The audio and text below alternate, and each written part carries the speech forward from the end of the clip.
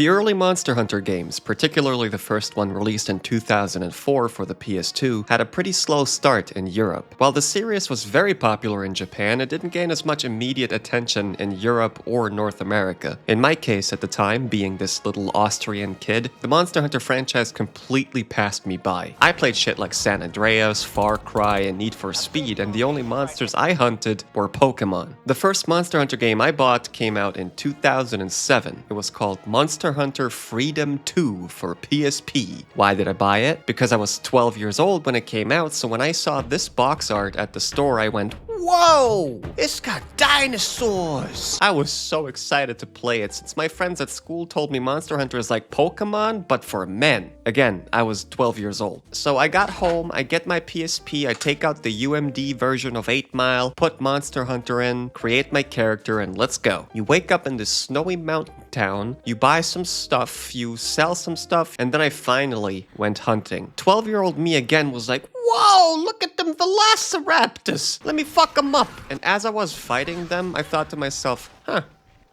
what a piece of shit. You see, the PSP only has that one slidey-ass analog stick button thingy. So how do you turn the camera? That's right, with the D-pad. So ultimately, you have to use a claw grip on a fucking PSP, which I'd rather flip a pancake with my dick. This feels fucking awful. On top of that, this game doesn't have a lock-on, so you'll be hitting a monster, then they would run around you, and you would just keep adjusting the camera, but they would attack you off screen, which incapacitates your character for what feels like an eternity, until you get back up to adjust your camera again, only to then get knocked over again. This shit sucked! I couldn't handle it, so I actually returned it to the store the next day and traded it for Jackass the game, which was pretty fun, but sadly didn't have any dinosaurs. So then I pretty abruptly decided I don't like Monster Hunter, but my friends kept telling me, nah, dude, you gotta play the PS2 original, that's the gateway drug. That game is insane!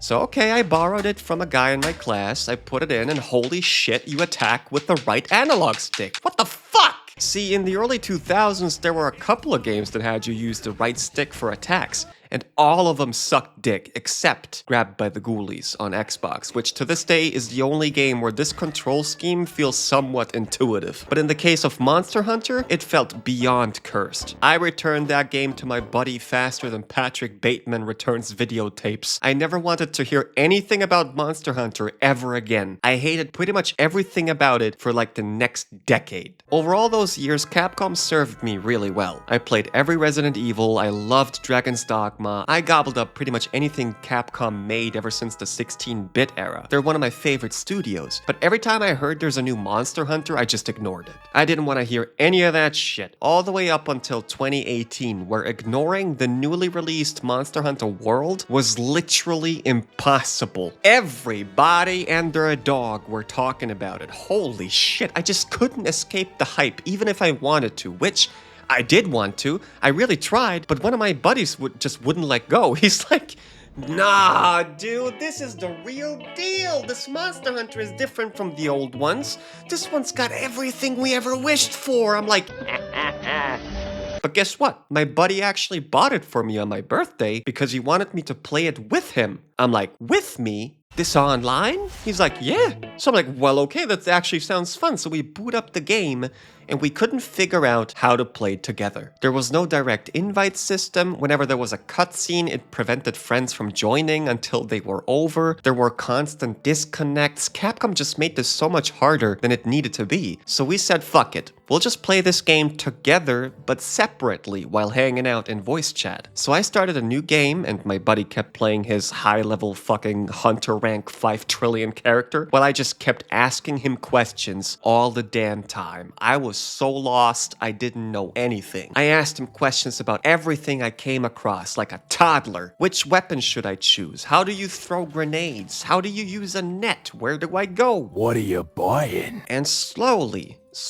but surely, as I was grasping the game's mechanics, as I finally started to see progress, and my equipment and weapons got stronger and stronger, I finally got super hooked on that gameplay loop of explore, fight, upgrade, repeat. Monster Hunter World was pretty much everything I fantasized about when I bought my first Monster Hunter game 11 years earlier. The monster designs in World are so good. Look at Anjanath. This guy is a dinosaur breathing fire. Look at Baroth. His head looks like Smo's hammer. Look at Kuluyaku. He's fucking stupid. Damn, this game is good. I feel like if I hadn't had someone to play this with who was an experienced player, someone I could ask and someone to show me how to do certain things and help me understand the mechanics and features in this game, I would have had a much harder time getting into Monster Hunter. I guess the many things you can do and are supposed to do in this game may seem daunting at first when you just want to put on a game and play it. These games are well worth investing a little time into understanding how everything works. Monster Hunter requires some patience at first, so that then eventually everything starts making sense and becomes second nature, and you realize how intuitive Monster Hunter actually is to play when it finally clicks. So after I put around 100 hours into Monster Hunter World, loving every minute of it, Capcom hits us with a DLC. Iceborne was incredible. Capcom gave every weapon new moves and combos, which made the combat feel fresh again and encouraged you to experiment with different playstyles even more than the base game did. Everyone knows grappling hooks automatically turn every game into a fucking masterpiece. As far as monsters go, they added 16 completely new ones, with my favorite being Velkhana, which is this ice dragon you gotta fight on top of a snowy mountain. Or you got Basil Goose, whose head looks like an artichoke. Iceborne made an already great game even much better. A lot of people view Iceborne as one of the best DLCs ever made for any game. After I finished Iceborne, I was itching so hard for a new Monster Hunter. I remember I couldn't wait for Monster Hunter Rise, but I was kinda skeptical about it because it was a timed exclusive for Nintendo Switch. I kinda had PTSD flashbacks from my first Monster Hunter, Freedom 2, because I also played that one on a handheld, the PSP. Well, the Switch luckily has 2 sticks, so this game actually controlled really well compared to that. I also really liked the addition of the wire bug, which made me feel like Spider-Man nearly every step of the way. All in all, I feel like if Monster Hunter Rise is your first Monster Hunter game, you might not actually like it all that much. This game felt complicated to me, even though I had like 200 hours in World at that point. The art style I felt was fine. Rise is more vibrant and colorful and generally more stylized, which some people don't really like all that much, and I get it, but it never really bothered me or anything, since the gameplay, albeit kinda clunky at times, was still very enjoyable and dynamic. And while I had a lot of fun with Rise, Monster Hunter World and Iceborne are the fucking meat and potatoes, baby. So I was very glad that when I played the Monster Hunter Wilds beta, that the game felt more like World again, while also seemingly improving upon the combat with welcomed additions such as the much-praised Focus Mode. The Monster Hunter franchise and I have a history of love and hate. I think it's great that Capcom had slightly different approaches to each of the 13 mainline and 8 spin-off titles. That's a lot of games to learn from, and Wilds actually seems like it could be the one that combines all the knowledge Capcom gathered over the years into one giant game that both improves the gameplay in a lot of ways, but is also designed to be more accessible to newcomers. So far, the only complaint I keep hearing about Wilds, which just had its full release on the day I upload this video, mind you, is the performance. I don't really care about performance all that much. As long as the game doesn't crash all the time and has a better frame rate than Ocarina of Time,